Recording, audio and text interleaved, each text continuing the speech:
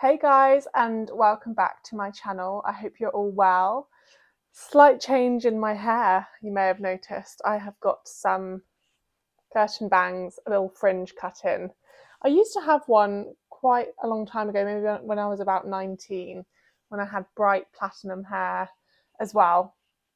And I just thought I kind of did a little DIY at home curtain bangs cut. And then I think it's that theory when you cut your hair shorter as well, you kind of get a bit braver. So I thought, do you know what, why not? I'll go and book myself in on a Saturday afternoon to get a little fringe cut in. So I got a little fringe cut in, still kind of training it to be to sit right. It's all very new and styling, etc. But yeah, I feel like, to be honest, I feel like a new woman. And sometimes all you need is a new haircut just to make you feel like you're updating your look, you feel refreshed, feel smart again. So if you haven't done that already this year, I would recommend doing that. If you feel like you need a bit of a refresh and try something new, then I would totally recommend getting your hair done or just changing up a little bit in terms of your appearance. It really does do wonders. We are back again for another video. And I wanted to talk through today a few bits kind of on my homeware list. Things have changed a little bit for me in terms of, obviously now we have Benny, our little cat. He's a little British short-haired tabby. So I'm trying to incorporate obviously as much stimulation for him in the apartment as much as possible. And that includes incorporating cat trees, cat toys, cat beds, if you name it. I've thought about it and I've searched the internet for the most interior design friendly cat accessories I could find on a budget. There's a bit about cat accessories in here, but also mainly just around things that I really have kind of thought about in the interior design space and like the look of, might not even purchase it. So just a few ideas here. Should you guys want any to go off. So my first buy, actually, which is something that I've already purchased, in our hallway, our ceilings are quite low in this apartment. They're not tall, like in all kind of character buildings you get really tall ceilings. They're pretty standard, if not on the lower side. So in our hallway, obviously we've got lots of doors coming in and out of the front door and the bedroom, bathroom, etc. So it's really difficult I found it really difficult to find a light that was going to look nice, but also not get in the way of the doors. So for about, I would say 3 years since I've been here, I just left the light bulb, which is terrible, I know. I just left the light bulb at the top of the ceiling and just forgot about it and thought, do you know what? That's another day's problem. I'm not dealing with that. For Christmas, I got some money and I thought I'm going to put that towards a nice ceiling light that's kind of flush to the ceiling as much as possible so I can open doors and whatever. But I also want it to look nice. In my apartment, I've got lots of rice paper pendant lights and impactful lighting, trendy lighting or chrome lighting, bedside lamps with a wooden base, all very kind of niche pieces.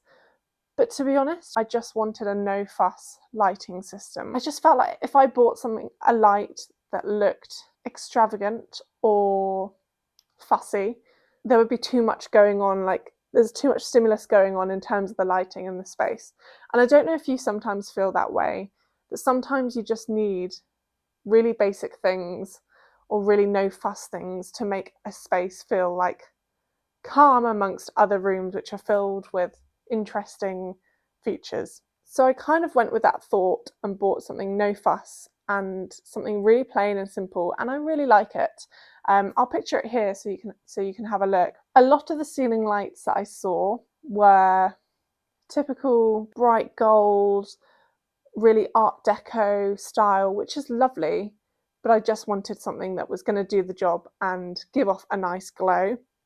And with the one that I've got, because it's translucent in a way that the light comes through, but it doesn't blind you when you look at the bulbs, I think it works really nicely in the space and it does the job. It lights up the hallway and it looks nice and not fussy at all. So I'm really glad I just got on with that. And I guess another thing in like your space, it's very easy to overlook those things that you think, oh, I need to get around to doing that, or I need to sort that screw hole in the wall, or, you know, a picture frame that's been up and then you've got holes in the wall left. It's one of those niggling things that you never really get round to. And I think it was something like £35, which is fairly cheap in the grand scheme of things like lightings. Yeah, and I really like it. I think it looks really nice, and it complements everything else. It's against all the fuss and the drama of all the other rooms in this apartment. The simplicity of it just works really well in the space. The next thing that I'm really liking at the moment, and is potentially on my 2024 wish list, is tapestry for the walls. Now, I love artwork, and I really went through a phase of creating my own artwork or photography to then frame to put on the walls. Given now I've got quite a fair bit of artwork up on the walls, I wanted to get something that was slightly different. Sorry about that, someone was just at the door. What was I saying? So yeah, I really went through a phase of creating my own artwork and framing it, putting it on the walls, etc.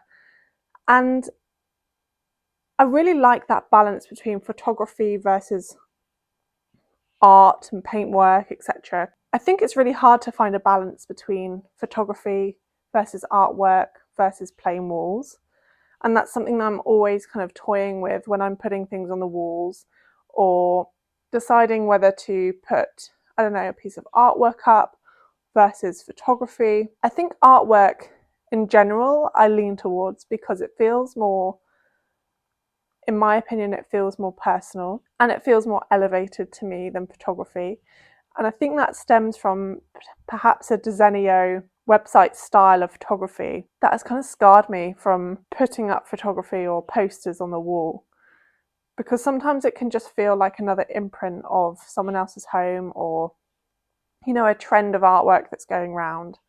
I find it really hard to establish the difference between what I genuinely like and what is trendy with posters and photographs, etc. I guess that's why I gravitated more towards creating my own artwork or recreating things I've seen on Pinterest from, I don't know, celebrity houses on Architectural Digest or House and Garden, because it gave me that real niche feel and more personable feel that, you know, there's a piece of artwork in my living room that I'll picture here. I've never seen any of my friends have a piece of artwork like that. It's Gustav Klimt, which is a very well-known artist.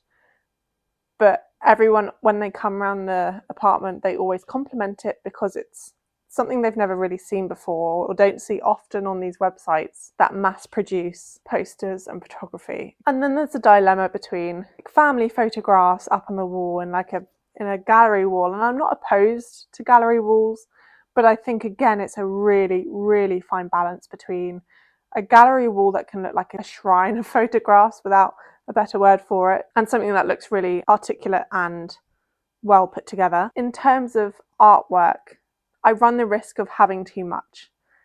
And I wanted to look at options to change that up and try something new. I saw a lot on Pinterest. I was gravitating towards saving pins with tapestry work on the walls. And I think it's a really nice balance because you've got that textural feel. It feels more homely, it feels warmer, and it's adding another texture into a room that otherwise would be obviously paper or canvas.